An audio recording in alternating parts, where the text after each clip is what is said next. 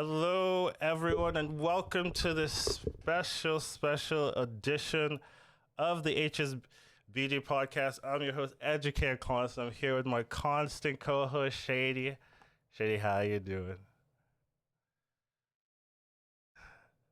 I'm doing pretty good. We've got a great show. We've got two special guests for you guys today. We have John McIntyre and Dom Calkosz. Uh, John is the Hearthstone Battlegrounds lead designer, and Dom is game designer for Hearthstone Battlegrounds. How are you two doing today? Oh, whoops.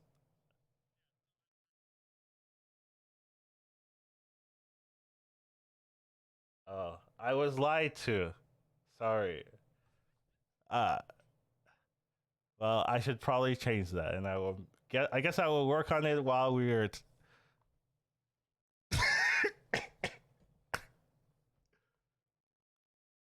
Uh, uh, I, wait. I'm muted. Oh, apparently Oh, it was. everyone is. Oh. Oh, I see. Okay, hello everyone. Welcome. Professionals. Apparently, I muted them. They're not muted anymore. Uh, but I do need to change the name. Uh, but we do have some interesting reveals for you guys. There's a lot of stuff that we're going to talk about today, so I don't want to like dilly dally too much. We do usually talk about the weekly overview. We had a great week.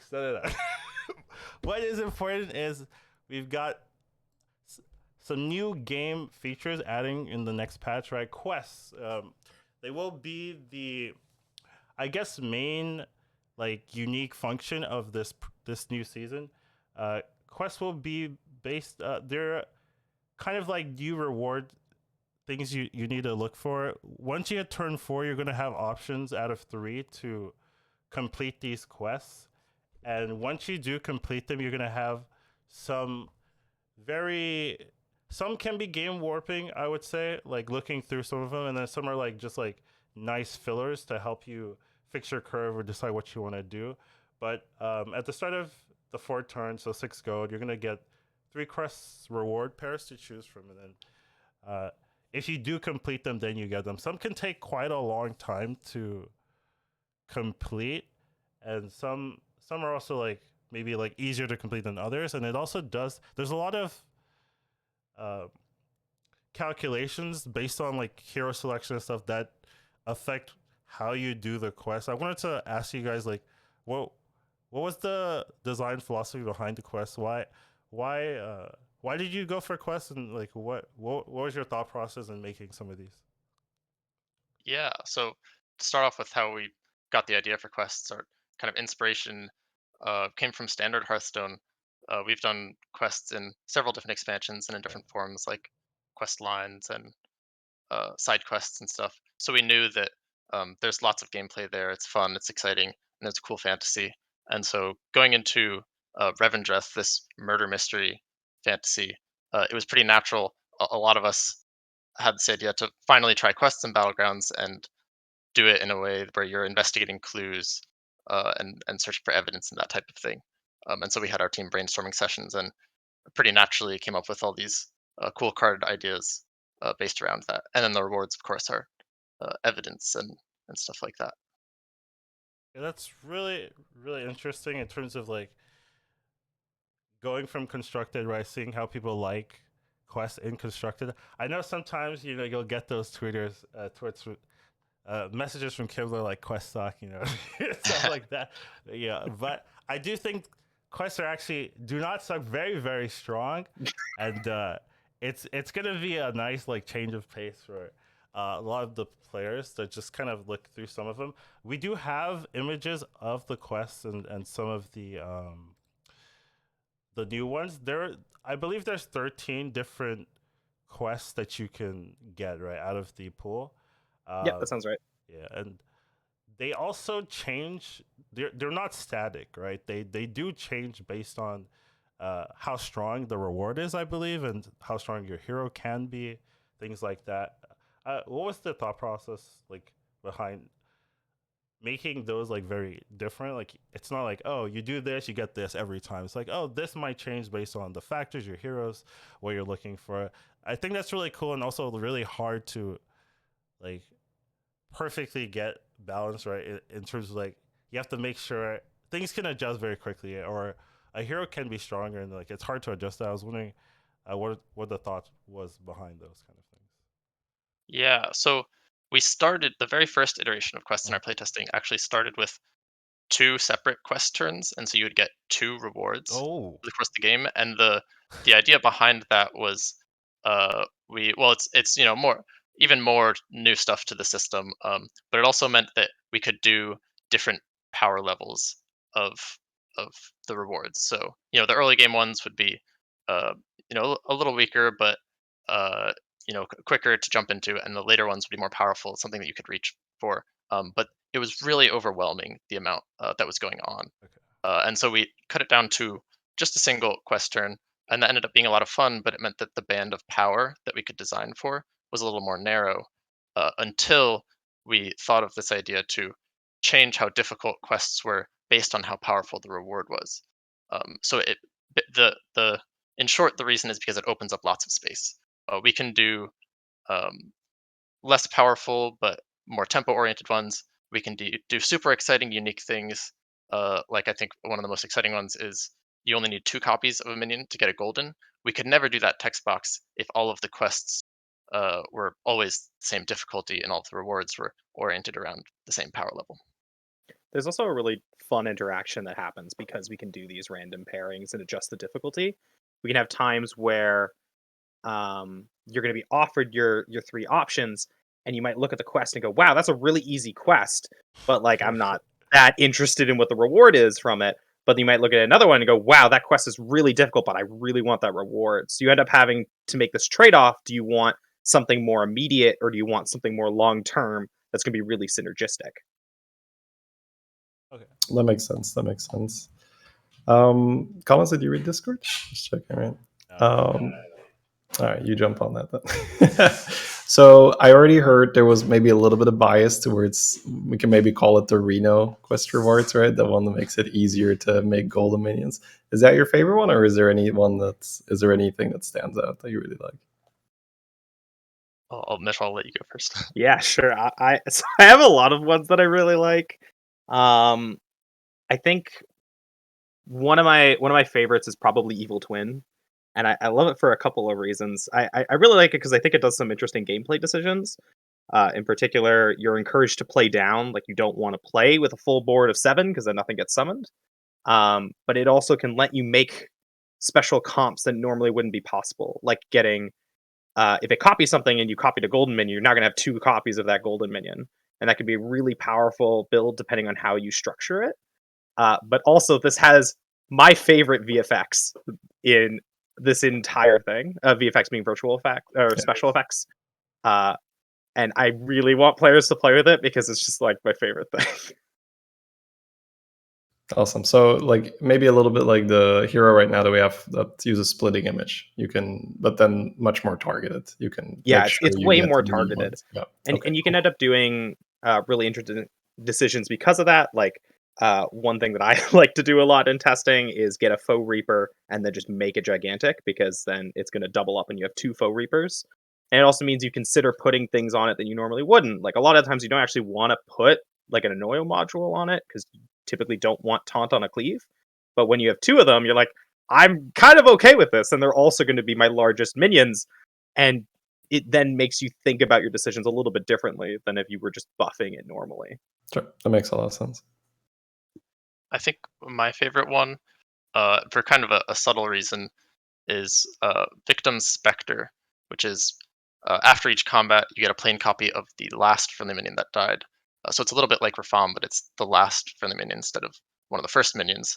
And at first glance, it's mostly like just get some extra triples of minions that you already have.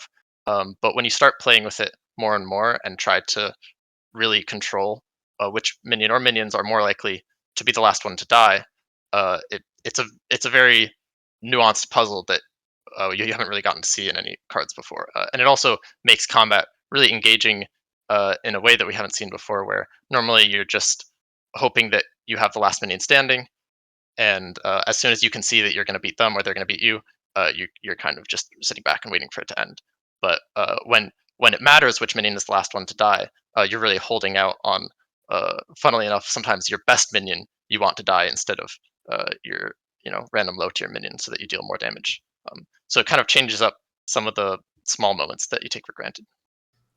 That makes me think about the buddy meta, where sometimes I would completely get destroyed in a fight, but I'm like, yes, I got that good hit. My buddy meter Exactly. filled up, right? So yeah, okay, we can see that here, where it might not be so bad to lose, and we see in some quests it's actually incentivized that you're going to be losing. Something I think about a lot when designing is the idea of giving little victories. Like, I think it's important that there's things that players can always find joy in, because if you think about the game as a whole, it's a competitive game. You're playing against opponents. A large chunk of the players aren't going to win, so there still needs to be ways that they're going to be finding joy in the experience, and having things to root for, having those exciting moments, having power spikes can help deliver a great experience, even if you aren't necessarily winning that one match. Nope, that sounds good for sure. That's I've had that feeling with the buddy meter, so I'm like, yeah, that's good. That's great. Can't always be winning.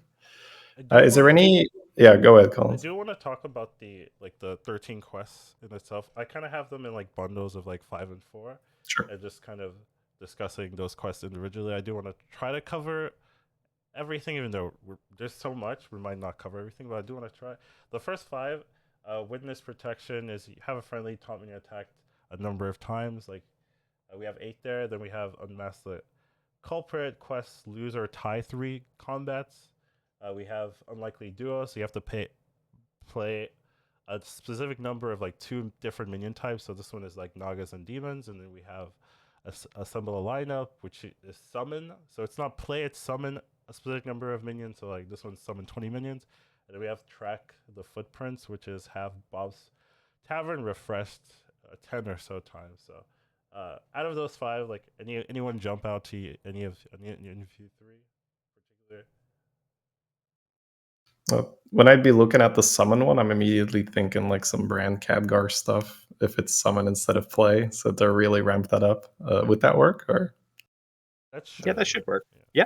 okay, cool. The summoning one's kind of fun because you can choose how you want to complete it. There's some ways that you can do it where you can just do it the normal way of playing minions that you buy from the shop. But there's things like Death Rattle comps, Khadgar comps that can get you a lot of extra procs that can help you complete that quest a lot faster. This is also, as just a general thing, a lot of the quests are going to be easier to complete during the shop phase, but there are some that can be completed in both phases or only completed in the combat phase. Something like the taunt, getting attacked, that can't happen during the shop phase, but it can't happen in combat. But the summoning one, you can do it in either. Particularly, also- I think the taunt one is like the hardest one to complete. Personally, I'm like, wow, I need to buy taunt minions and I need to get attacked. And if you have like one taunt minion, that's gonna take like 8 turns, right? That sounds forever. So that's the one that jumps out to me as being like extremely difficult, which is funny because I mean theoretically it could not be, but I think it might be one of the harder ones. Moving on to the next. I was just gonna say, the taunt one can definitely be one where you're already set up for success by the time you get to the quest turn. But sometimes you see it and you don't have any taunts, so you don't want to pick it. It's very hit or miss, I Yeah. guess. This one I can really think like a lurker with a bunch of the taunt spellcraft on it. That's perfect here, right? You can just take the damage. You can also do you can take advantage of one of the minions we released in a little while ago, which is Sparring Partner, because you can both give something taunt and it itself has taunt. So it gives you one minion gives you 2 procs, which is really useful. So I think my recommendation is if you do go down the taunt route, picking up an early Sparring Partner can make a really big dent in your progress. That is very true. Maybe I'm disrespecting how available it is to get taunts if you want it, right? The thing is, like, there's not like a big drive to get taunts, so like you're not like forced it. But if you like really want taunts, it just might be like, well, I just get a Sparring Partner and we're halfway there. So it's pretty cool. Yeah, on average, it's probably one of the more difficult ones, but there's still ways and specific heroes that can get it done a lot easier. That is very true. Right? If you get like Lady Vosh and then you get the the hero power, then bam, everything's taunted, and you activate it like super quickly. So that is a big deal. Next 4, we have Sorted All Out. It's a quest. Order your minions from lowest to highest attack for combat. That one is very interesting, right? Like very unique questing, because that is almost the opposite of what people do, right? Usually people just order from highest to lowest, so it's like, oh, just actively, do the exact opposite of what your brain tells you to do. So pretty interesting. We've got Invite the Guest, buy 7 minions, pretty simplistic. We have Find the Murder Weapon, increase a friendly minion stats 15 times. So that could be pretty easy or hard depending on your hero.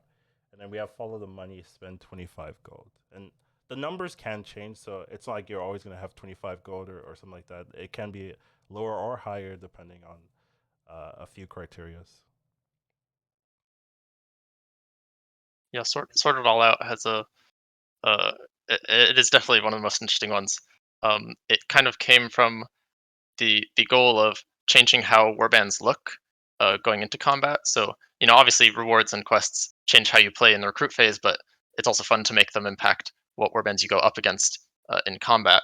And for the most part, that was our inspiration for rewards. But we were thinking, well, what if a quest made your comp look differently? What if you go into combat and your opponent has done something weird with their board because of this quest that they have to complete? And so this is kind of what came out of that.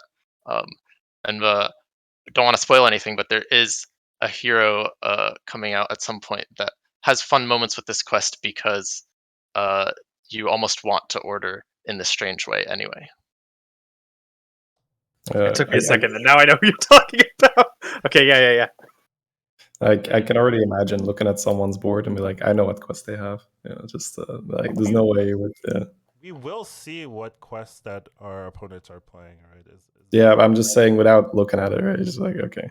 You'll only kind of see the quest. So you do see the rewards specifically. If you mouse over on the leaderboard, you'll see what quests they have and whether or not they've earned it. But you won't see what rewards they have and whether or not they earned it. But you won't see the quest. But during combat, you can mouse over your opponent and see that specific opponent's quest. Oh, okay. So you have to be fighting the opponent to like know exactly what they're looking for. Yes. Okay. That's good to know. But you always know what the reward is, which is a big deal. So that's pretty important. Yeah, that one was really important to us because early on, in a very early version of the playtesting, you couldn't do that. Like you just had no idea. And it did a couple of things. One, it meant that sometimes you couldn't plan for what you were going up against. Like we'll talk about more of the rewards soon, but like let's say someone got the Mirror Shield reward, the one that gives Divine Shield to random minions in the shop. You might want to tech around Divine Shield and buy some sort of like AoE or buy Leroy's or something like that. But if you have no idea that's what's coming, then you aren't going to plan for it.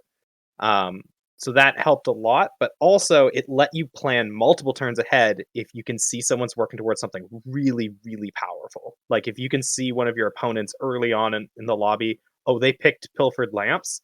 I am scared of this player. This player's going to pop off later. I need to make sure that I'm ready for when they do. Okay. That's good to know that we will be knowing what the what rewards they have, because I do think that's pretty important to know what to play around, because some of the rewards that I've seen so far, they do encourage a specific game plan, right? And if you know what the game plan is, it increases the chance you can counter it. So that's really nice. And then the last 4 rewards, we do quests. The last 4 quests. Sure, I mean they know what I'm saying. Exhume the bones, trigger 6 friendly death rattles. Thus for Prince, add 15 cards to your hand. Cry for help. Play 6 battle cry minions, and then reenact the murder. Have 18 friendly minions die, which is pretty mean to have that as your quest, but it's okay. Hey, sometimes you gotta recreate the horrors that happened. Maybe I need you for a little bit. Yeah, all good.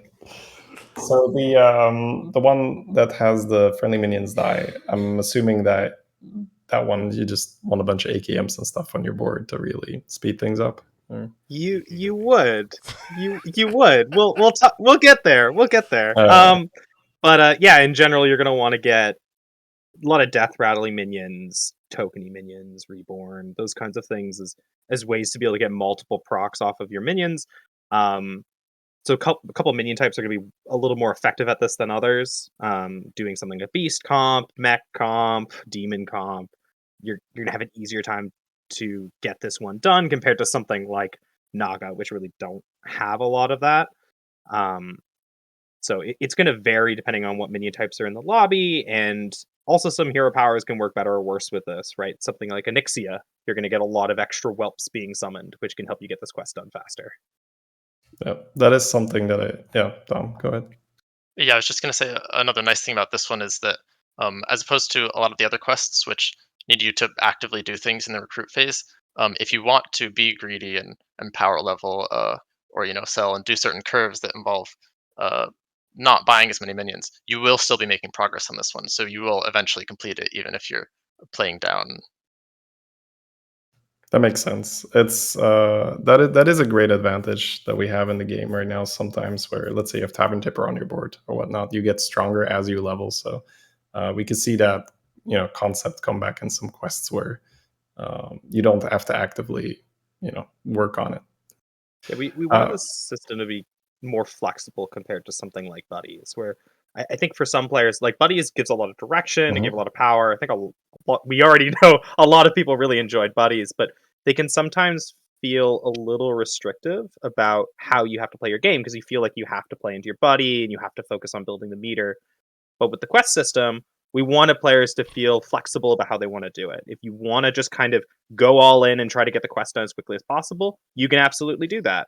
And if you want to kind of do it as like a slow burn, get it just kind of complete itself over time, something like if you don't play into the reenact the murder, you can still you'll get it done eventually, right? So you could just focus on other things like power leveling or just focusing on tempo, and the reward will come with time. And we like having players be able to choose which direction they want to play.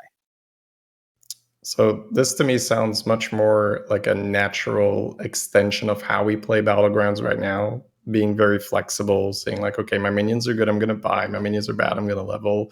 These minion types are in, I want this hero, etc. And as you mentioned before with Buddies, we were a bit more restricted. Like if you're picking Vol'jin, you were going to look for a Chroma Wing, etc. Right? There were some heroes that were very, very good at doing a specific thing. So that is cool that we preserve more of the identity of the game, I suppose. Right? Like being very flexible.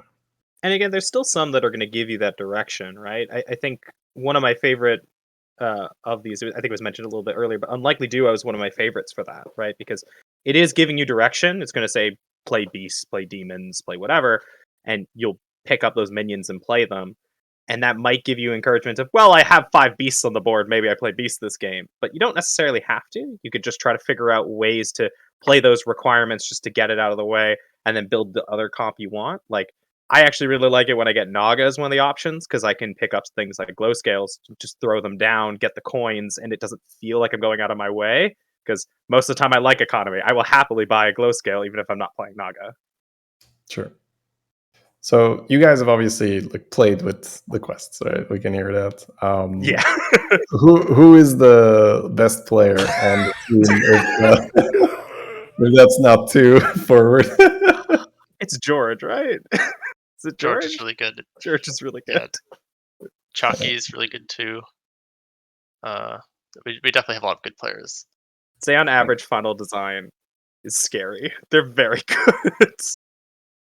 We do a lot of our playtesting with mixed groups. Like we kind of do it with people across multiple disciplines, but we tend to do some playtests that are very specifically just with Final Design, and that's when we're trying to get focus on balance, for example. And on average, they are very skilled players. And I found it's actually kind of been nice for me because as I'm playing, I'm just like, wow, I can feel myself getting better over time because I have to play against basically pro level players with a lot of regularity. But it's, I'd say probably people in Final Design are the best. That makes sense. Yeah. When you say it that way, that makes a lot of sense. I was wondering, like, is there like an average amount of time to complete these quests? I know some are like harder or easier to complete, but is there like you want these should be done in like 6 turns, 5 turns, 4 turns? Is there like a number or anything like that, or is it just like it depends on the quest, it depends on your hero? It could be like forever, it could be like 3 turns, 2 turns if you're super lucky. Yeah, it super depends. Yeah. The average is maybe like 4 turns, 4 turns. but that's just a ballpark. It can really, if you have the right combo of hero and minions and quest setup with a relatively low power reward, you could complete it on the turn that you On get it. the It's turn hard. you get it. It's hard, but sometimes that works out just the way you want it. But other ones like Staff of Origination, I think, is the most powerful reward, and that one will tune the quests up so that it's super hard to complete. We would expect that to take like 8 turns, maybe, or something. So you're It's dead. gonna also depend how it's gonna depend how hard you focus on it, right? And if things just you just get that perfect shot, which can happen. Like on average, we tried to stay away from making it possible to achieve it on that turn you get it. Okay. On average, we want you to take a little longer than that, ideally. But sometimes people just get really lucky. But yeah, I'd say probably on average, most players are going to be taking about like 3 to 4 turns most of the time. But you can have those times where you rush it 1 to 2, and the ones where it takes a really long time and it takes you like 5+. Okay. That's cool. I guess it's time to talk about the quest rewards, Now, Yeah. when I was looking over these, I was like, wow, there's so many. there's, there's actually a lot of rewards. I was like, wow. And I couldn't fit them in one page or 2 pages. I was like, damn. There are a lot of quests. But we're gonna try to go over the ones we have here, and they all look pretty interesting, right? So I mean, if we just kind of go through the list of these ones, Snicker stacks either turn 2 friendly minions trigger their battle cry. So that kind of reminds me of like Murlocs, the young Murkai, I believe. That it's kind of Yeah. similar to that. Stolen Ghost, start of your turn, make your left and right most minions golden. Now this one scares me. Like being able to make minions golden is like really powerful for combo decks, and having 2 of them can be really synergistic. And there are some comps that already have like their premium units that you want golden at the left and right. So it just fits perfectly. Oh, I'll play a Goldrin comp, and then I'll have a Baron, and it just fits. So that's a really scary one if you are going combo decks. Evil Twin, start of combat, summon a copy of your highest health minion. That one could be pretty cool. There's a lot of synergy with that one. Ritual Dagger, after a friendly Death Rattle minion dies, give it +4/+4 permanently. So there's a decent amount of comps that use Death Rattle. The ones that like jump out to me is like Beasts and things like that. So that can be pretty powerful, but it feels more like a tempo thing, and then you kind of build out of it. Like you don't have to like fully commit to that one. Edema Bribe, after you sell a minion, give its stats to a minion in Bob's Tavern. This one's pretty cool. It reminds me of Daryl, right? Like that's what I think about when I read this. And I wonder if there's gonna be like some really cool Daryl synergies if Daryl gets this and you're like, well, I'm just gonna, dance on everything, give everything stats, and just like stack power infinitely. So that one seems pretty cool. Devil in the Details, end of turn, your left and right most minions consume a minion in Bob's Tavern. So very Felbat-esque, I would say. Smoking Gun, your minions have 5 attack. So I assume that's an aura, just kind of like Deathwing, but instead of 3 attack, it's 5. So Yeah. Makes Death Rattle minions really cool. Cookbook, after you buy a minion, give it +1/+1 and upgrade this. So that's pretty interesting. Mirror Shield, after each refresh, give a minion in Bob's Tavern +4/+4 and Divine Shield. So we talked about this a little bit earlier, and that can be something you need to play around if you know your opponent has that. And then the last one on the list, Secret Sinstone, after you discover a card, get an extra copy of it. So, Shady, anything jump out to you? Anything you want to talk about here? Like, ooh. Yeah, for sure. So the one you mentioned, right? The one for combo like Buster and Baron, just make Buster and Baron golden. So this one I think can be super high tempo because you get, some of the other quests are a bit more ramp like, where you're gonna get a lot of reward but not immediately, and this one is just like bam, you got 2 good minions, you're probably dealing 15 to the next opponent, right? If not always. Yeah, I think you actually bring up a really good point, right? There's a mix of outputs that we tried to go for. Something like this is very tempo oriented. I mean, sure, there's value things you can do. You could get it to go on an avenge unit, for example, something like Doomsayer, so you can get extra demons out of it. That can be really effective for value, but a lot of times you go in tempo. Versus some of the other ones, they're definitely value oriented. They're a bit of a slow burn to get online. There's a couple really fun things you can do with stolen gold. I think one of my favorite is making permanently gold Terragosas. That is a lot of fun. A lot of people love doing that, and it's very annoying. And then there's a trickster in the front, and the Gosas go in the back. Yeah. On average, Terragosa is probably going to be a very powerful minion with the quest system, because there's a lot of quests that do stuff during the combat phase, and Terragosa can get extra value out of those. I haven't even thought about that. Yeah. That's true. That's actually very true. Yeah, there's gonna be some really fun experimenting the first few days. 100%. Yeah, I really love when there can be a lot of experimentation, right? Like I always think it's really exciting right after the set comes out. Obviously, I'm always excited because it's like, hey, people get to play with stuff I've been working on. But I'm extra excited to see everybody discover things, and I think there's a lot of stuff in this that people get to discover. Lots of synergies, lots of little hidden secrets. I think there's a lot of cool stuff.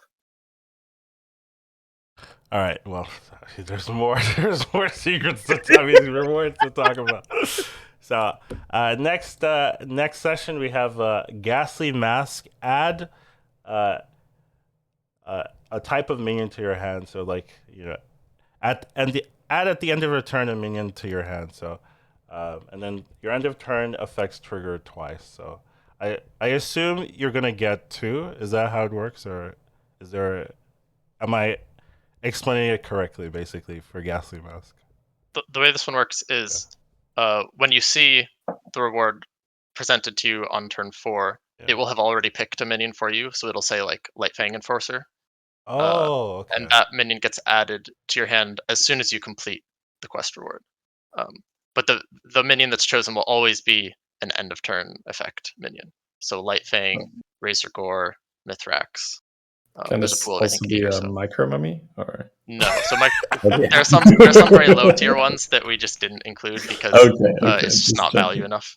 We did debate letting Micro Mummy be one of the options, and we decided, all right, let's give you a little more power. Let's make it a little spicier. So I think on average, you're probably we have like a curated list somewhere, but on average, I don't think you can get anything below about tier 3 or 4. You're mostly looking at higher tier minions. Yeah, if it's Micro Mummy, this is never getting picked. So, one thing to note, though, depending on the tier of the minion, the difficulty will scale. So if you get a lower tier minion, it's going to be easier. But if you get something like a Fellbat, it is very difficult to complete. Do you even watch Fellbat? Right? It means that you just run 2 demons, right? So it's like Fellbat. Or is it? I guess you run 3. If you're on tier 6, you can run 3. Yeah, that's true. So you want Fellbat. Yeah, no, Fellbat's good. But that means you can't run double Fellbat, should you? See, therein lies the rub. That's the nerf. That's our secret nerf. Then you get a golden Fellbat, and then that one is. They're not thinking that far ahead, shit. That was my secret strat right there. Yeah. All right, let's talk about some of the other ones. Theodore's Parcel. At the end of your turn, give your rightmost minion stealth until next turn and 8 health. I've talked about this one with like Jeef and stuff, and he was very scared because of Leapers. You just have a Baron stealthed with Leapers. You're just like just a lot of value. So that one also scares me a little bit, but should be fun. And Once minions get attacked, like they don't lose stealth, do they? They have to attack first to lose the stealth, if that's correct. Yes, they have to attack. They can still get hit by like Soul Juggler Right. or Mechano Tank, Right. and Zap does take precedence over. Right. So if you did try to do the Leapfrogger thing and you haven't buffed your Rivendare at all, Zap will still play around that. Well, Yeah, go ahead. that's no, because Zap it gets 8 health, right? So the Baron will have 15 attack, and the Zap is a 7. Yeah, maybe you need 10. to buff Zap. So you need. You'll probably need to a buff couple the times. Zap. Good Yeah. point. Just get a Zap, hit it with Uther. You're good. It's fine. Yeah, my question was gonna be: was this deliberate, like the plus 8 HP for the Baron Zap breakpoint, or was it just kind of random? Originally, the stealth. Well, very briefly, it was only stealth, but we found Yeah. that it just wasn't enough to compete with the other rewards, basically. So the plus 8 health makes it so, especially since you might end up going in a different direction as you're picking up this reward. We just want something that feels good no matter what you're doing. So if you have to pivot out of beasts because you just can't find your Rivendare or whatever, then you'll still have something that feels good. Constant 8 health buff every turn. That makes sense. Yeah. Oh, it gets 8 health every turn. Yes. Oh, the health, I didn't even the health buff notice. is permanent. Yes. Oh, the so it's stealth better is than I thought. temporary, but the health buff is permanent. You're gonna have like a 36 health Baron. Like, okay. Yeah, we can already. Yeah, you just made it out. It's all figure good. stealth. You could just rotate the stealth slot, indeed. Yeah. Okay. Yeah. No, I missed it as well when I Yeah. initially looked at it. Oh. Yeah, That's better there's than I certainly a thought. lot of powerful things you can do with Yeah, it. that is a lot better than it looks at first glance. There are other funny moments too where like you want your trickster to have health. So you put it on the far right and start scaling it, but it's not going to do you much good that combat because it's going to have stealth. And then later you move it over once you find your Baron. Okay. Yeah. So when you taunt a stealth minion, it doesn't do anything. It's just It's gonna stealth. The stealth takes precedent over taunt. Sure, that makes sense. Once it loses stealth, then the taunt will work. Yeah.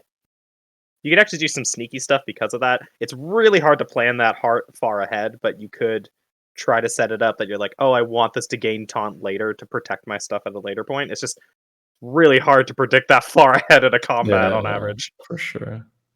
This is another cute one with Terracosa too. Give it permanent stealth if you want that. Does it? Oh, does it get permanent stealth? Oh, okay. Because it says until. Oh, next actually, turn. no. I'm sorry. End Yeah. of turn. Damn. Okay, I mixed that up because it used to be start of combat. It used to. Okay, ignore me. There was a period of time where it was an in combat effect, so it was permanent then. I'm sorry, okay. Terracosa. You only get to do I other baited you, I'm sorry. shenanigans. All right. Next up, we've got Teal Tiger Sapphire. This is a buddy effect, actually. Minions and Minions and Bob's Tavern have +1/+1 for each time it's refreshed this turn, and that instantly reminds me of Felbat, right? Like that. Those Durham Felbat was so strong, and you're putting it back in, so definitely something to look at if you get this secret. And demons do have to be in, but if they are in, then this is juicy. Yeah, this is definitely a really good demon reward for more stuff than just Felbat. There's a lot of fun things you can do. But yeah, I think it's a really fun reward. It actually is a fun kind of design insight thing. When we were trying to design these rewards initially, we actually tried out a couple of different buddy effects as rewards to see how they would feel. And like a lot of them didn't feel quite right. They didn't feel quite as exciting or as impactful as you'd like, but this was one of the ones where like, no, this gameplay is still pretty satisfying and there's enough ways to take advantage of it. So this was one of the ones that kind of like survived through that process. That's very cool. I can imagine some of the buddy effects being like very, very underwhelming or extremely toxic. And you're just like, we can't do either. A lot of them are really niche, which was the main problem, right? A lot of buddies call out the specific hero power, and it's like, well, all these are basically out the door. Like we can't do any of them. But there was a couple that survived. This is also a good one to bring up. One of the other ways in which quest difficulty is changed game to game based on minion types. And so knowing the strong synergies with demons here, we found that balancing around Felbat meant that in lobbies without demons, you didn't really want to pick this reward. And so what we do is if there aren't demons in the lobby, we make the quest for this reward easier, and so you end up using it in a different way, but you don't have to struggle through it in the same way that you will to get the power that it would have in a demon lobby. Okay, that's That really is cool. that is really, really good. Are there a lot of requests that are specifically minion type balanced, or was it mainly just here for Felbat? There are a handful. Snicker Snacks, which is the end of turn trigger battle cries one, is easier without Murlocs. Sure. And those are some of my favorite moments because it's with Murlocs it's a lot like Young Murkai and you kind of know what you're targeting, but without Murlocs you get it earlier and then you can do cute economy stuff or cards that discover like Reef Explorer and they'll generate random stuff for you. In general, we were trying to pay a lot of attention to balance with this system because there's just a lot of moving parts. So it's probably something we're obviously gonna be paying attention as it gets live and as players get to play with this.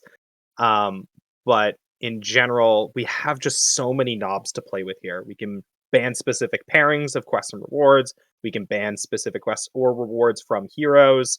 We can make requests easier or harder depending on the minion types. We can adjust the rarity of them so that they show up in less lobbies. We just have a lot to play with so that we can make sure that we're giving a really fair experience. Yeah, it's always hard to know how players are going to break your game. Essentially. And you can imagine like, oh, like, maybe they'll do this, maybe do this, and like day one it's like cookie crumbling, and you're like, oh, whoops.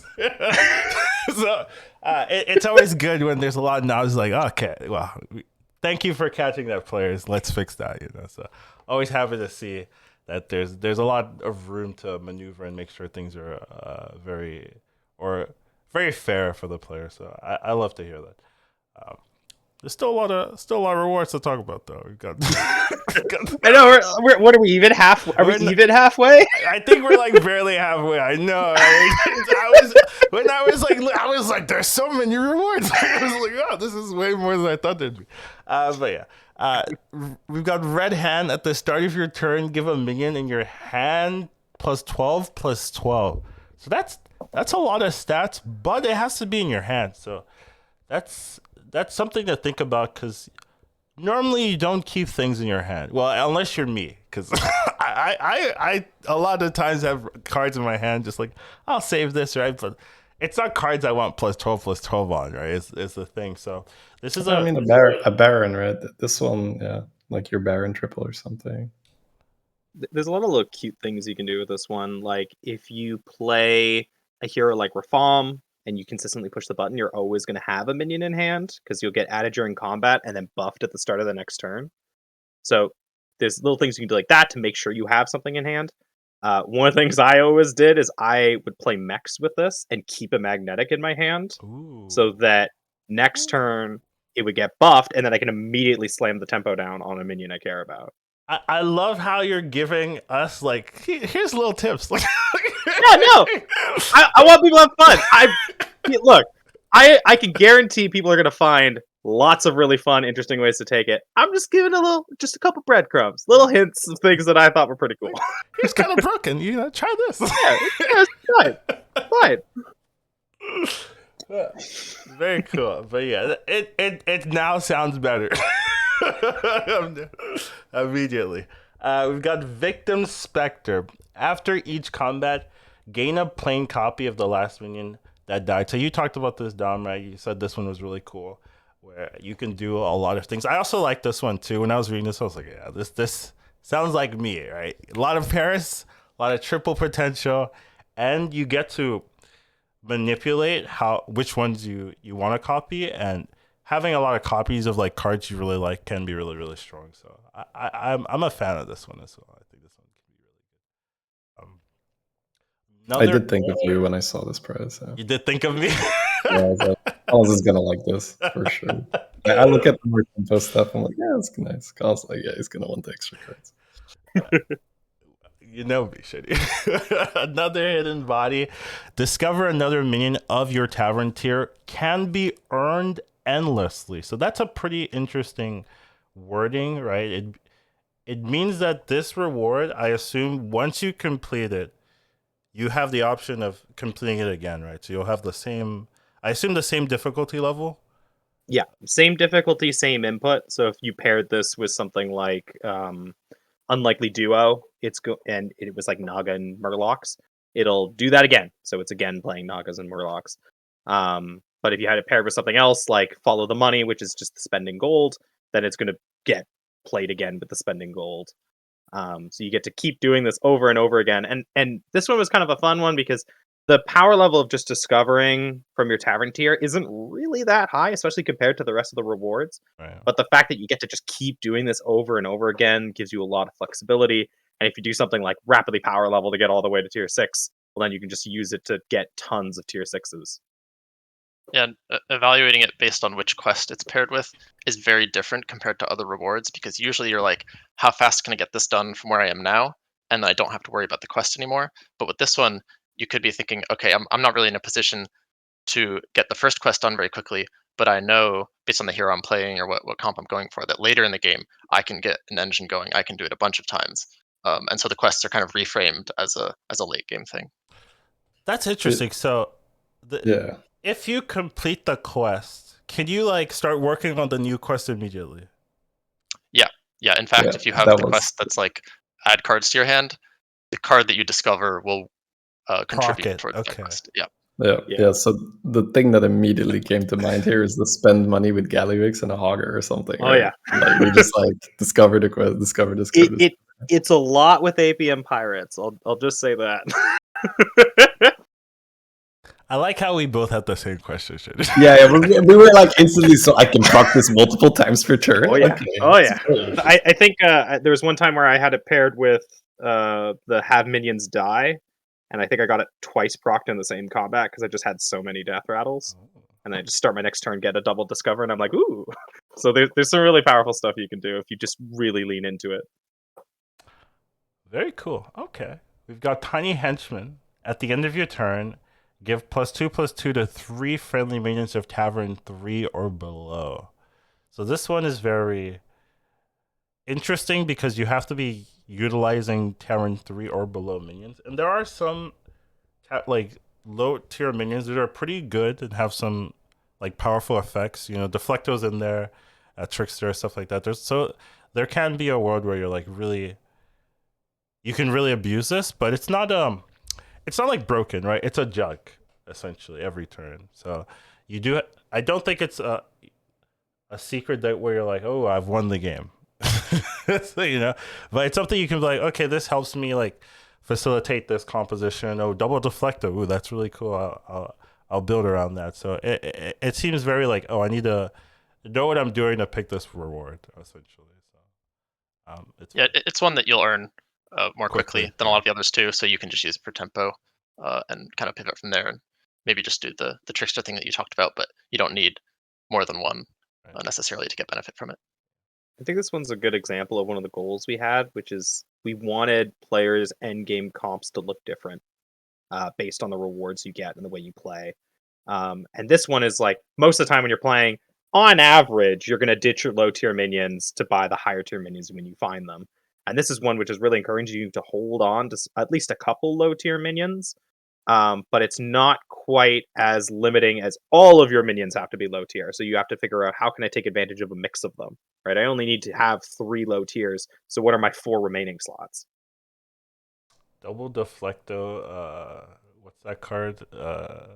Gem splitter. I'm done. You know. Yeah, you're done.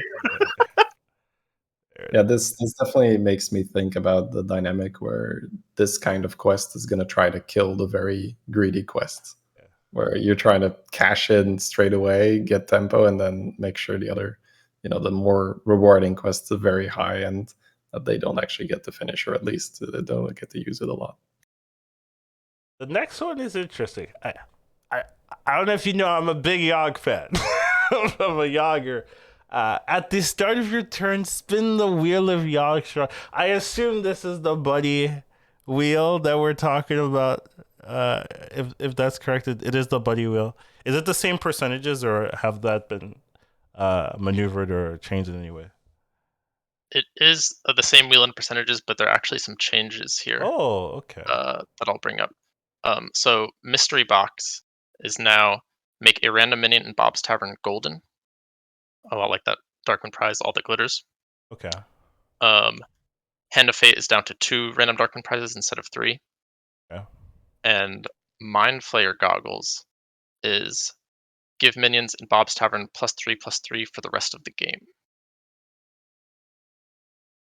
Okay. So the low roll on wheel was the puzzle box, I think, before. Like, well, I mean, that's obviously subjective, right? But so that is now making minion golden. So okay, that's Yeah, That that is one not a was low in roll particular. anymore. Yeah, No. it's also because that one wouldn't work with every hero, right? Because it's the one Yeah. that makes your hero power proc multiple times, and it's just like if you have a passive, it does nothing. And I think we did one playtest with it and got like really sad people that had passive hero powers, and we went, all right, we have to do something here. People are too sad. Very fair. And this happens every turn. Every Every turn. turn. Well, after you complete it, but yes. I completed it instantly. Well, I believe you can, but like average player might not complete it in one turn. Okay. Sounds fun. Sounds hard. The super rare one, the one that pluses 4/4, that one makes me so sad. It whiffs so often for me. I'm just like I had to like trigger once where I was like, I won the game. To be fair, like it was like this is too many stats like for no reason. But the other times I'm just like I got like +8/8 and I was done. I was like, oh, that was it. So It's all in the spirit of Yogg. yeah, it is pure Yogic for sure. All right. And then we have this final section or final group of prizes as well. Wondrous Wisdom Ball. So occasionally gives helpful refreshes. Now, I read this. I don't understand it. Like, I don't know what this means. This is my favorite reward. Like I really like other ones, but this one's like my baby. I worked really hard on this one. So Wondrous Wisdom Ball. If you've played the solo adventure, I think it's Dalaran Heist. One of the things that you could get is the Wondrous Wisdom Ball. And it would just do shenanigans. Like you'd be playing, and it would just be like, random legendaries are fun. It would just give you random legendaries, or it'd be like, here, everything has taunt now, or I'll just clear the board, or I'll throw minions in your deck. And it was just very joyful to play with it. And with the Wondrous Wisdom Ball, we wanted to kind of create a similar feeling of as you're refreshing, the Wisdom Ball is trying to help you out, and maybe it is, maybe it's not. I don't know. It depends a little bit on what you're trying to do, and what it decides to give you. But there's some really powerful outcomes that come from it. I kind of want players to discover it from. Okay. But I will tease. I'll tease a few. Okay. I think one of the most powerful outcomes you can get is that it's a copy of your board. Oh wow. Yeah. Like, is it a actual copy or is it like the minions? It's plain copies of your entire board. Okay. I was like, well, it's a little tamer, but like, yeah, I think that one is one of the most powerful outcomes. But I do want players to play with this one and find them. I will tease though. I'll tell you how many outcomes there are. Okay. There are 10. 10. Okay. So there's 10 different outcomes. They aren't all guaranteed. There's a random chance of any of them happening, but there are 10 outcomes. Have fun. I hope you guys find them. I'm gonna be trying this one, and I'm gonna see what's going on. When I looked at this one, I just thought it was like sometimes Hamul, where it's like just give you, your most common minion type. I mean, that seems like a reasonable conclusion. I don't know. All right, let's go next, Collins. All right, we've got the Staff of Origination. So, start of combat. This is the one you were talking about. Oh, they got the staff. I need to kill them. Okay. I agree. I agree. Start of combat. Give your minions +15/15. I was looking at this. I was like, that can't be right. I was like, it's too strong. But I see what you're saying. This is gonna take a while to complete. Okay, makes sense because getting +15/15 on everything is like very, very strong. Okay, I'm down. Killed them. Moving on. We've got Alter Ego. So this one is a pair, I assume, or it swaps every turn. So it has even tier minions in Bob's Tavern have +6/+6, and then the next turn, odd tier minions in Bob's Tavern have +6/+6. So I assume if you like freeze an even minion and it swaps the odd, you'll lose the stats. Most likely. Okay. Yes. Yeah. So it plays like an aura. All right. Yeah. You can freeze to plan for it. Like, let's say you're set to even, and you see a couple odd minions you want to buy. You can freeze them, so next turn they'll have the buff. But if you freeze an even minion and then it swaps over, it's going to lose that buff. So you'll need to buy it on that turn if you want the 6/6. So, yeah, I was just wondering if Cookie Chemist interacts with any of these tavern buffs, making it permanent, like we see now with Nomi, for instance. It should. I mean, yeah, like it's maybe a bit random, and maybe we need to figure it out whether that will work or not. No, it should. Yeah. Okay. Aura buffs get locked in when you swap those stats, so it should work. And then next one we have the friends along the way. At the start of the turn, gain 2 random minion types, so random Nagas, random Murlocs, random mechs, that kind of thing. So it just gives you a lot of economy, and you get at the start of the turn so you can plan, oh, I got these, okay, let me see what I can do with these. So pretty simplistic, right? Like nothing crazy, just like helps you with the economy and helps you plan, oh, these are pretty good. And I assume the minion types get locked in, or it doesn't swap, so you're always getting Nagas, you're always getting mechs and stuff like that. So yeah, it stays locked on that minion type. You'll know which one it is when it's offered originally. Like, it'll be offered as, at the start of your turn, get 2 random dragons, and then you'll know that's what you'll get for the rest of the game. And it can be really powerful because you can plan around that, right? Sometimes one of the fun things that can happen is the input is something like, play Murlocs or Beasts, and the output is get dragons. And you're like, this seems like a really weird mix and match. But at the same time, you can try to plan around that. You just try to go a tempo route with those 2 minions on the first one, and then try to plan a value route with the output. And in the worst case scenario, if it doesn't work out, it's at least 2 gold every turn. Okay. There's no like neutrals. No, there's no neutrals. You're gonna get a minion type.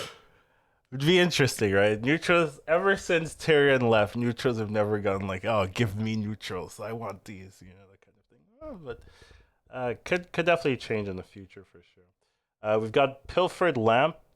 You only need 2. I haven't read this. You only need 2 copies of a minion to make it golden, so it's a Zephyrus-ish. Huh. This one will also be really hard to earn. Okay. This is one of the hardest ones. Like, It we know it's strong. creates some of the craziest games. It's for better sure. than Zephyr, right? Because you don't have to pay the money. Yeah, it's free. It's instant. so as many as you want per turn. That's nasty. Okay. One thing that's a little nice is if you get this reward when you have a pair, it will immediately turn into the golden. So it'll also count stuff you already have. So you can actually set up for it if you're planning for it. You could buy 5 deliberately goldens. You buy a couple pairs so you're ready to go, and then as soon as it happens, you just like immediately fill your hand with goldens, and you're like, let's go. You play 2 of them, you discover the same minion twice, you get another golden. I was you just about to say. Yeah. Just a board of golden Uthers. No. Calkosz, think further, right? It's just 2 Orgazoas that then also discover Atissas that then make more Atissas. In one turn, your Nagas. Yeah, this can go super crazy. Yeah, you're right. That is a.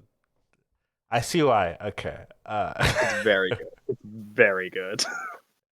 And then the last one, finally we're getting there. At the end of your turn, give your minions +1 attack for each friendly minion. So, is it like for each friendly minion type, right? Yeah, I knew it. I deleted type somewhere. And there it is. For each friendly minion type, you get +1 attack. So, you can really get a lot of attack on things, and this seems to work really well with like Cleaves and Divine Shields, right? Just like getting a lot of attack quickly, because if you do have that on Cleaves, you can really like do a lot of work. So there's definitely a lot of strategy with this. You do have to play around it, because if you have like one type, it's not going to do much for you. But if you are running like Menagerie, which name makes sense, you can really abuse that. So it seems fun. Was this originally +1/+1, and then like, okay, that's too good, and then okay, sure. It was a lot. It was a lot when it was 1/1. I think in particular it was. I think it's a good example of why we have a lot of the balancing knobs attached to it. Is even at 1/1, it was just so much stats that in order to make it a fair quest, we were gonna have to make the reward. In order to make it a fair quest, we were gonna have to make it extremely difficult, like arguably more difficult or pretty close to difficulty of Pilfered Lamps, and this was a more fun reward to get earlier in the game, so we rathered it at the lower power level so you can actually get it and play with it, rather than make it really, really powerful and only get you to play with it sometimes. It's a big reason why the most powerful rewards are ones that help you right away, or at least can help you right away, as opposed to being scaling that needs even more turns to do anything for you. Yeah, that Yeah, makes that a lot of does sense. for sure. Yeah. You don't want to, like, you're gonna oftentimes be single digit HP or so because you have to wait so long. So in order to try and recover, you need the immediate benefit. Okay. If you want some of the pictures of the quest rewards, right? They had a lot of reveals with Tyler Odrag, and I didn't want to like.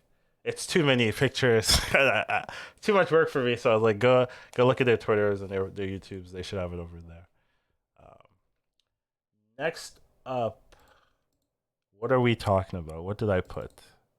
Ah, yes, we've got a rework, a minion type rework, in store for us. So the ones that are getting reworked, among other things, I have no idea if there's more, but this is what we got. Are demons. They're getting some adjustments. So a lot of changes, I think, for demons. In terms of things moving around, Imprisoner was changed to a tier 1. And then Trickster was changed to a tier 2. And I think that change is probably the biggest change in terms of like how people are going to approach the early game for demons, because I think a lot of people were relying on Trickster being a tier 1. Like, so some heroes, right, you'd stay on 1 if you're playing like a Mukla or a Cariel or something. You stay on 1, you hit a Trickster. Ooh, you hit 2 Tricksters, you just buff the Tricksters, and then you have some type of game plan going for the future. Now that it's going to be on tier 2, you can't just stay on 1, hope you hit a Trickster, and then like have a game plan there. And I do think Trickster was too good as a tier 1 unit. Like, it was a lot better than a lot of like tier 4s. You know, just like being able to move the health around. So I do think this change makes sense. Cool. And also some minions are getting removed. Overseer, Icky Imp, and Soul Devourer getting moved, not because they're like bad or anything, but to give space for some of the other changes that are going on in Demons. But it's like an overview of like the cards that you know that are changing. So any thoughts on some of these changes besides what I said? Yeah, my question was just, was there anything broken with Soul Devourer that just wouldn't work, or was it just like, we don't have space for you anymore, Soul Devourer?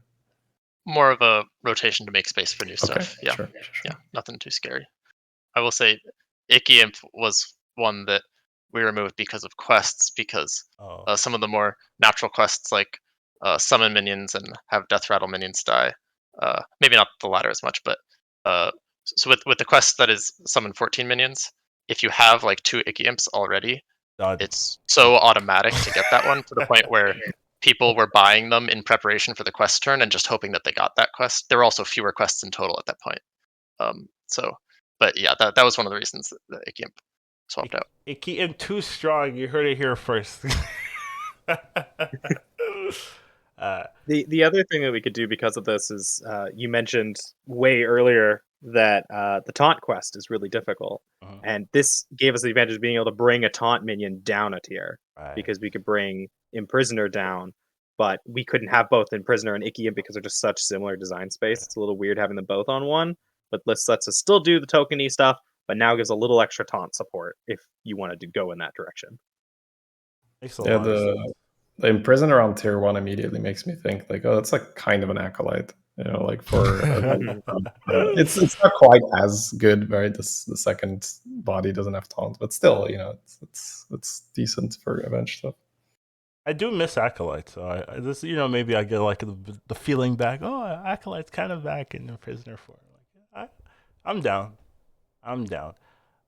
but some of the new minions that we're gonna talk about, right? We can get started. The first new demon being revealed is Picky Eater. So you were talking about Soul Devourer, Shady. Look at this one. Look at it's right there.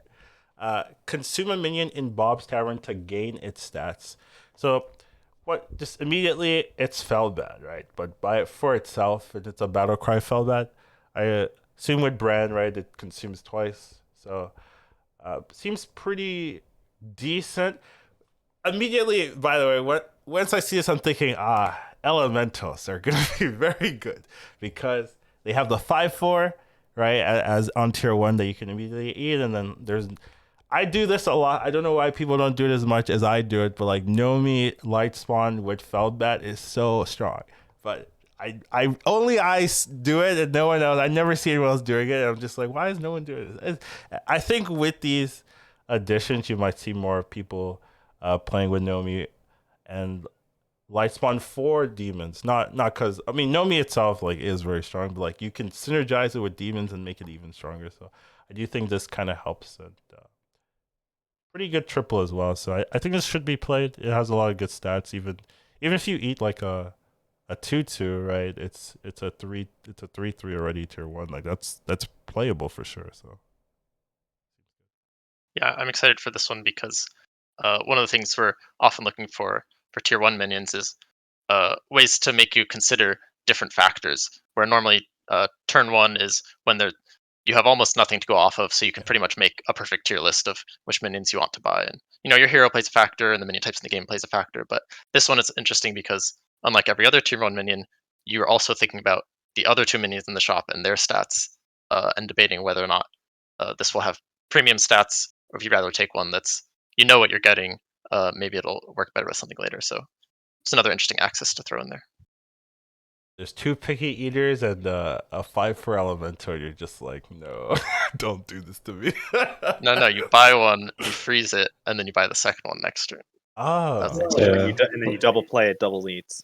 Or I was thinking like you get like an alley cat or so, and you can use the alley cat, cycle it out of the shop, and then eat the bablette that's next to it. So yeah, that's some cool stuff. So when we see people with no board on turn 1, it might be a Picky Eater in their hand. or they're trolling.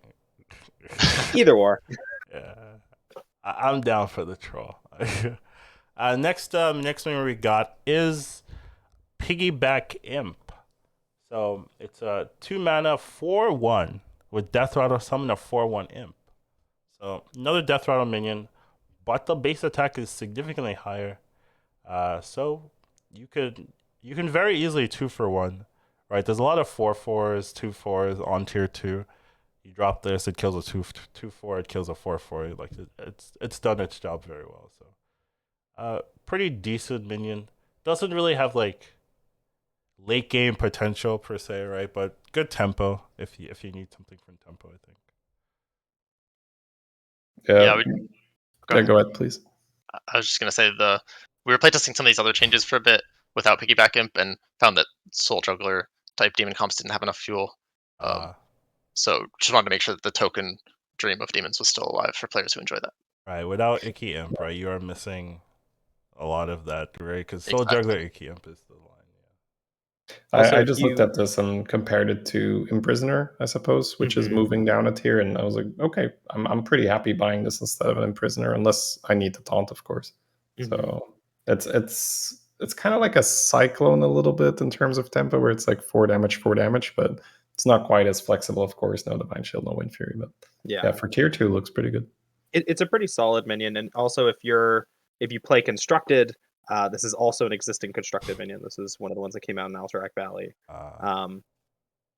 But yeah, we like having those little moments where there's kind of the overlap between the two modes, just because for players that like playing multiple modes, you can go, oh, I know that minion, and you get the moment of recontextualization where you get to think about, oh, well, maybe this minion didn't have a moment to shine in Constructed. Maybe it has a moment to shine in Battlegrounds.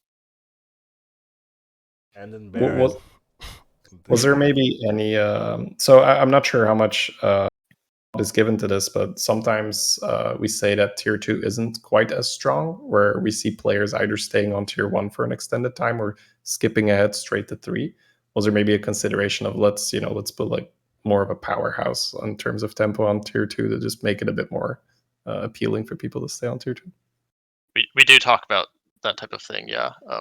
I wouldn't say it was like the driving factor in this decision, but often the question came up. It's like, is this stronger than any other tier 2 minion? And if it is, should we, at least in terms of tempo, not necessarily scaling and late game potential, but and if it is, should we do it? And that is one of the factors. It's like, well, maybe tier 2 should be stronger if it's not being used as much by a lot of players. It should be stronger. Sometimes I'm on tier 2 and the tier 1 players beat me. And I'm just like, why? Let me hit them. I love them. But yeah, moving on, we've got Mind Musk. So this one's very interesting. Yeah. What, did I pronounce it wrong? That's fine. Muck is fine. Muck. You're good. Mind Muck. Okay, fine, Shady. It's whatever. Choose a friendly demon. It consumes a minion in Bob's Tavern to gain its stats. So, very similar to the tier 1. The Piggy Eater, right? But you get to choose the demon it eats. And you don't choose the demon it eats. You just choose which from the demon. It's still random, even though it doesn't say random. But you do get to choose which friendly demon is doing the consuming. Okay, yeah, you get to choose which demon eats. Yeah. So the upside here is you can actually build a big minion instead of, I've played 2 Picky Eaters and I'm kind of capped now until I get a golden one. So yeah, and sometimes what we saw some players do is they'll play like a double Picky Eater. They want to hold it for the triple, but they don't want to sell them off, and they're starting to not grow enough. You can start using Mind Mucks on them to be able to get them even bigger until you do find that triple. Play it again. Maybe you found a brand. It's just good times. Right. Does this work with brand as well? Right. Yep. Okay. It will eat 2 minions in the shop, but yes, it will work with brand. Yeah, this is gonna be really some brand synergy. You hearing this? Brand's making a comeback. That's good. Yeah, I think it's funny because a lot of people when they're playing with brand right now, the main use case that you think about is Murlocs. Like Murlocs is one of the most powerful ways that you can utilize brand. Now demons are also another powerful way to use them. We actually saw some cute demon comps with the Snicker Snacks reward that makes your end of turn triggers battle cries. You can do it with these 2 new demons to basically build your own Fellbat. You're Fellbat gaming. Interesting. So you could just have a golden Mind Muck on your board with that, and that gets pretty silly pretty fast. Nice. All right, write that down, Collins. Write that down. Interesting. Next up, we do have I believe the last demon edition as well. Legion Overseer. So minions in Bob's Tavern have +2/+2. So kind of good synergy for all the consuming. It feels like the demon rework is focusing on consuming. Really had a lot of fun with Fellbat, and you're like, that is a great idea. We should have more of that, right? We do have Azul, right, and Fellbat. Those are like the 2, and then I guess Soul Devourer. Those are the 2, but Soul Devourer doesn't like consume. I guess it consumes your board, but same strategy. But now we're having a lot more minions that have this consume effect, and I think that really does help give the demons a place to look at, a place to go. Like, I'm playing consume, I'm playing buffing my shop, right, with the prizes or the quests. Right now, I can like abuse that with all these consumes, and it also works with with brand pretty well. So you do have a use case for brand with demons, which you didn't have before, I think, at all. I guess you had the five one, but other than that, there wasn't really a reason to play with brand for demons. So I think this helps give demons kind of a direction to go to and build around. Now, it is still just strictly stats, so you do have to be aware of poison and things like that, play around that. But overall, like it should be a good help for demons and give it direction to go for it. It's also got some use cases outside of demons, right? If you just buy a minion, it's just going to get 2/2. So you can also use it to just buy stats. It's also really nice with something like magnetic because you buy it, you get the added stats. You can immediately put it down for tempo. There's a lot of ways that you can utilize them. And in general, with this rework, it kind of started in a funny spot. I was designing and I was like, hey, I want there to be an introduction to the consume mechanic, right? A lot of times when we're designing a minion type, we want there to be like simple versions of it on the low tiers to act as an introduction so you can kind of get your head around the mechanic. Something like Mini Myrmidon as an introduction for spellcraft is a really good example of that. Right. Of just, oh, there's a really simple way to do this. And it started out as like, let's make a tier 1 demon that does that. Well, now let's make a tier 2 demon. Well, that needs some more support, so let's make the tier 3. And then it just turned into this demon rework, when originally it was just, I wanted to make a tier 1, and then it grew. Sometimes it works that way. Yeah. When I see this card, what comes to mind here is I'm going 3-on-3 and opening 2 of these, and then I'm just buying Deflectos, and they're just huge. Obviously, that's a massive buy roll. Yeah. You buy the first one, the second one's a 6/6.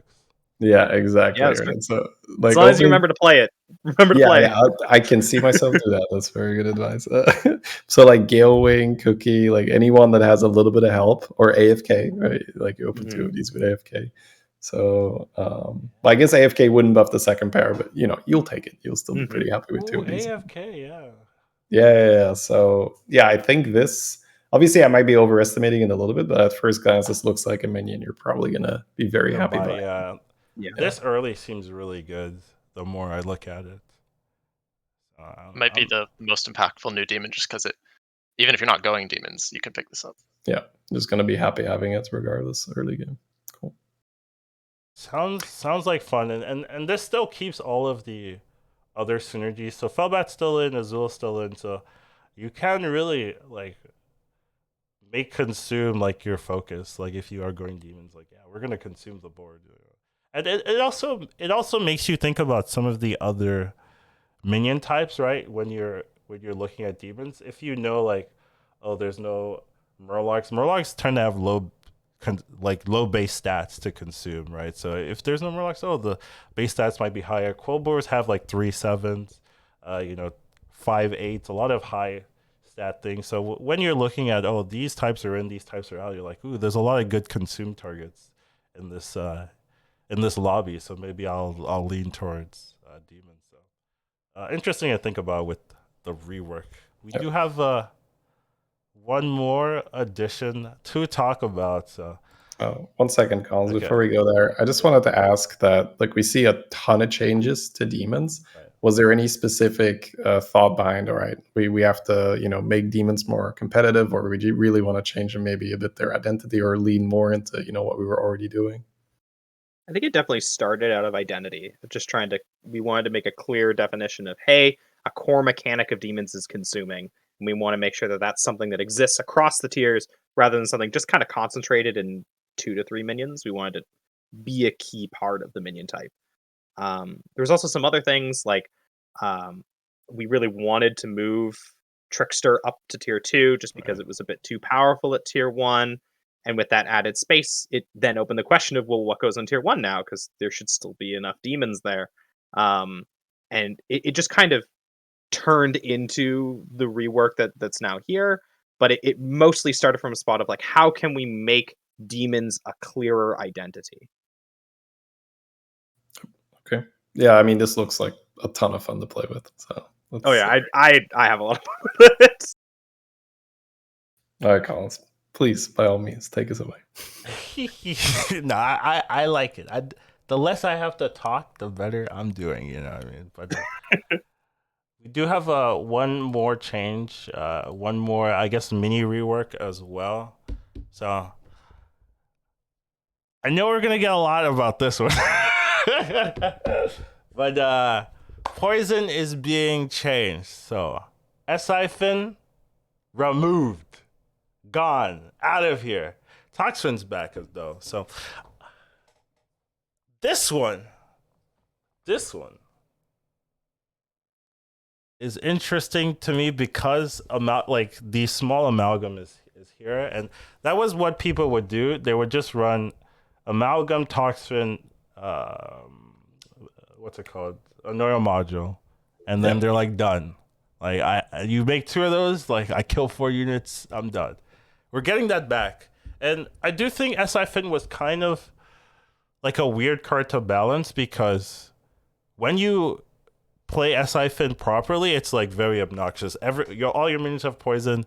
There isn't much to do. You don't have to buff them or do anything. You get this one card and you're like, well, I'm kind of done with my comp. Let me find Selfless Baron and, and move on.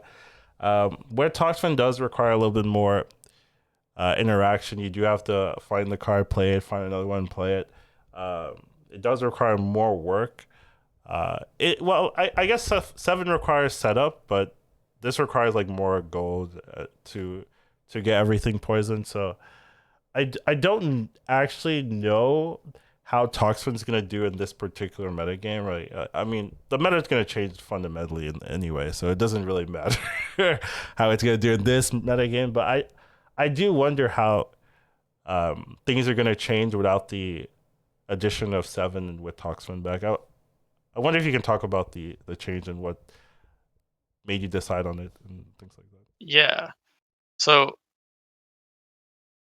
I would say between these two Right. poison murlocs, there's not necessarily one that we think is more fun or more skill testing or more toxic, pun intended. But we find that swapping minions that people have known and enjoyed before for other minions, it's novel and new for players who didn't get to play with that old one, who weren't around when Sephin was here before.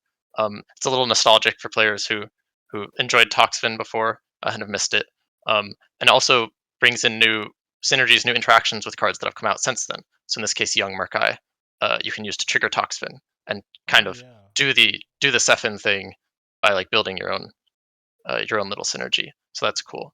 But in this case, another factor here was that a lot of rewards are stat generators, and so with Toxfin, you'll see a little bit more poison splash, but a lot less 7 poison boards, and so it will make rewards more impactful, both in terms of your opponent's the opponent of poison, the health that they've gained will matter, but also when you're trying to do a poison comp, any attack that you've gained from reward will matter more because you don't have 7 poison. Okay, that's very interesting. So we're kind of focusing on letting players play with the new poison, or like, well, not the new, but like different poison mechanics. You're not saying like, oh, Toxin is just better than 7, so we're changing it. It's like, well, they're Right. both interesting cards with their strengths and weaknesses, but we want players to play with both of them essentially over time, and that's definitely a way of looking at it. I don't have like a preference personally. I don't know if you do, Shady. If you feel like I used to really like playing with Toxfin, and I think that I prefer Toxfin a little bit more. I think Sephin is. I liked Sephin more before the nerf. I think ever since, yeah, it was. I mean, no brainer, right? It was very good.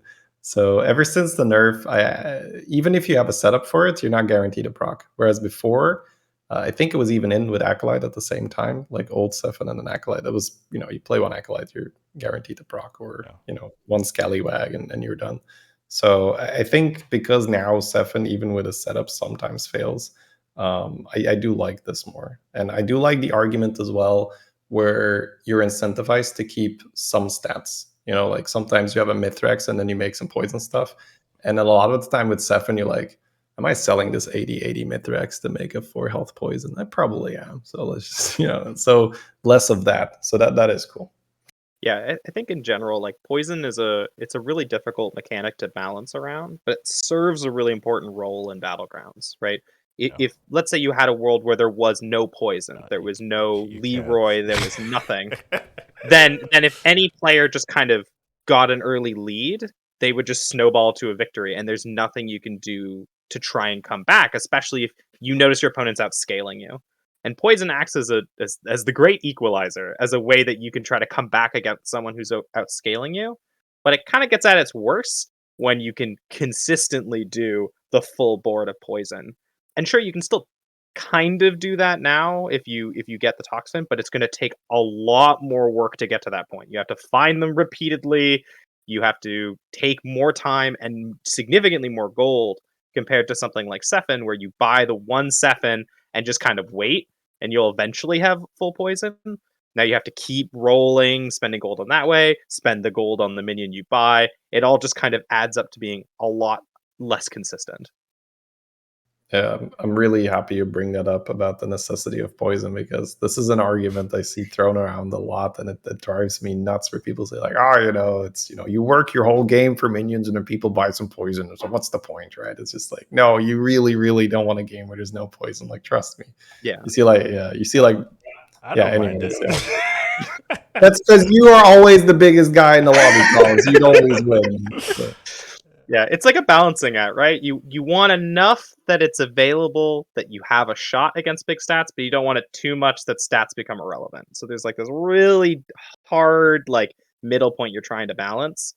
And it's probably something that, we're going to have to continually be revisiting as the meta changes, as new heroes get released, as the minion pools shift, to make sure that we're still keeping that healthy balance of poison. Yeah. It means that there's only there's only 1 5 Murloc, right? And there's now 2 4 Murlocs, right?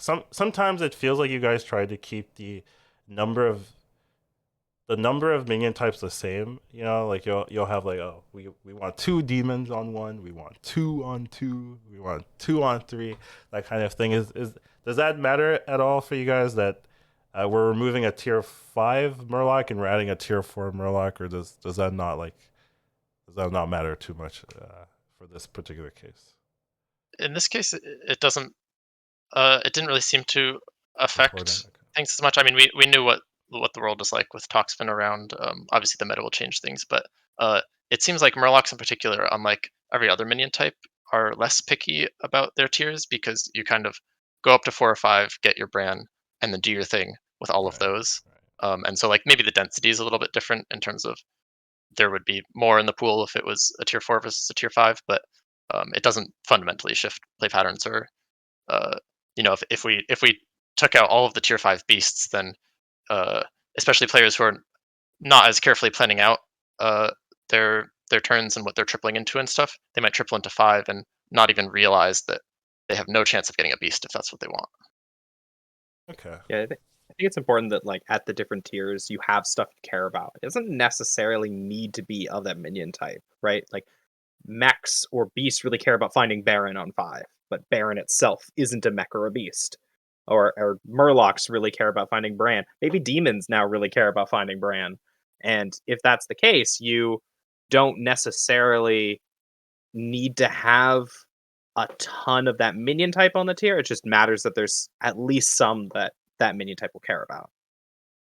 Okay, that makes sense. I was just wondering because sometimes you'll like remove a minion and add the same minion type. I'm like, okay, they're trying to keep a balance, but just was curious here. On average, we try to keep the balance, but I think sometimes it's okay to go a little high on a tier, a little low on a tier, and we can always make adjustments if we end up going too low or too high.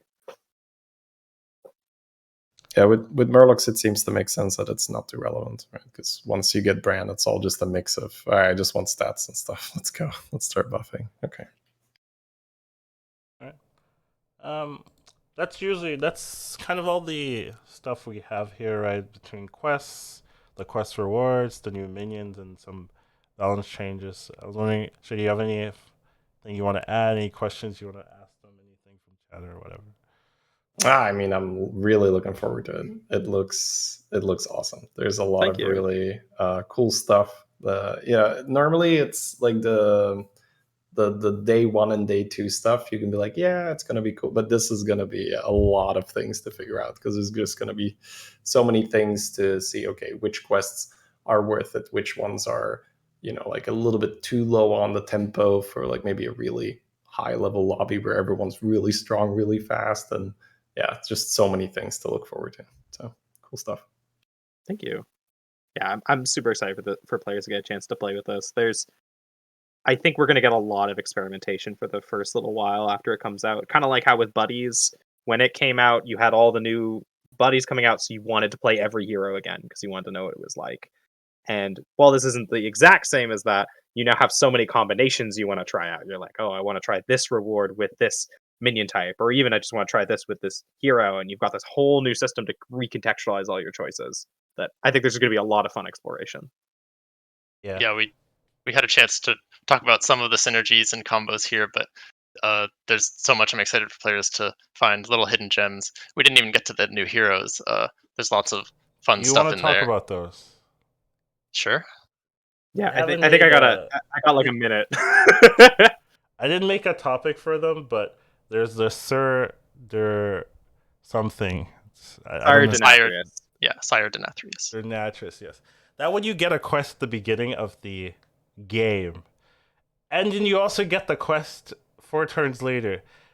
Yep. If you get 2 good quests, that sounds like very broken to me. I don't know about you, but it sounds very strong. He's really good. I think the thing that I like a lot is you get to find these cool little interactions between the different rewards that normally would be impossible. Even something small, right? Something like Victim Spectre plus Red Hand, right? So Victim Spectre is always adding something to your hand, and then Red Hand gives it 12/12. Like, even something like that's just like a little interaction that you now get to take advantage of, and there's tons of those to find with Sire. Can you get the same quest or same quest reward? Like, is No. that possible? No. No. Okay. Yeah, my first thoughts go to, okay, I'm going to pick one to keep me alive and one to really greed on. That's what I'm thinking when I'm looking That's a good tactic. It's been pretty successful to do something along those lines. I have seen people go full greed, and it sometimes pans out, and you get some shenanigans, but a lot of the people that go full greed die. So you might not want to do that. Don't worry, I got it. I'll figure it out. The second one, Murloc Homes, right? So it's a 0 mana, look at 2 minions, guess which one starts in your... I believe, guess which one was on your opponent's board, and then you get a coin, right? Yep, it's your next opponent's last warband. So, assuming that you're good at, deducing which minion's there, it's sort of like old Lich Basile, but you're not hurting yourself. You're just getting a coin. Okay. Can you use this turn 1? No, because they did not have a previous combat. Yeah. That's my only downside, I think, for me. I would love to use this turn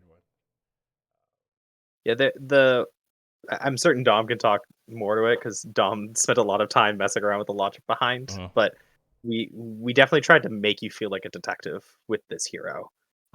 There's a lot of clues you want to try to keep an eye out for to try and help you figure out, which minion are you actually, like which one's the real one and which one's the fake. And I think as you gain more knowledge of the game, it gets more skill intensive. Like if you have meta understanding, you can take that to your advantage, but there's other clues you can keep an eye out for too. Oh, if we mess up, we're trolling. Is that what you're telling us? Exactly. Oh no! Don't So- tell that. What was there? I'm assuming that when your opponent has a certain minion type on the board, maybe the fake minion that is offered is going to be a bit more in line with what they could have, or is it just going to be something completely random? It's clever like that. So sometimes you'll see they have 5 Naga, and you see a Naga and a Beast, and you have a pretty good idea. But a lot of the times, we'll purposely show you 2 Naga so that you have to make a more interesting, calculated choice. Sometimes we'll show you 2 non-Naga, specifically so that you have to consider which minion did they hold on to, or why did they pick that one up? Is it a Savannah Highmane just for tempo? We'll show you a golden and a non-golden copy of the same card, and you have to decide whether or not you think they tripled it. And you can check how many times they've tripled, right? But it creates tons of really small moments where you have to second guess yourself because maybe they haven't tripled, but they're playing Reno, so maybe they used some quest reward to golden it somehow. Or they picked up a Zerus. And then Yeah. that's Yeah. very Because difficult. sometimes you'll see something that's way out of tier, right? You'll be like, let's say they're at tier 2, and you see a tier 4 minion, and you're like, okay, but did they Zerus? Is that how they got this? Galakron. Or Galakron? How did you get this? And you have to ask yourself, did they actually get it or not? But why would you offer it to us if they didn't have that card? Is what I'd be confused about. I don't know. Find out. Fair enough. All right, that's pretty cool. I think, and I think that's covers pretty much everything. Any last final words for you guys before we go? Like that. Just excited for everyone to see the new stuff and keep giving us your feedback. Of course, we want to keep improving and balancing and adding new fun stuff. So we love to hear what you're enjoying most.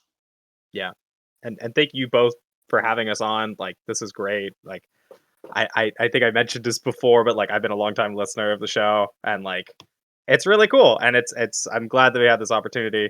So thanks for having us on. Thank Great you very fun. much. Really cool to hear, by the way. I was like, oh, thank you so much.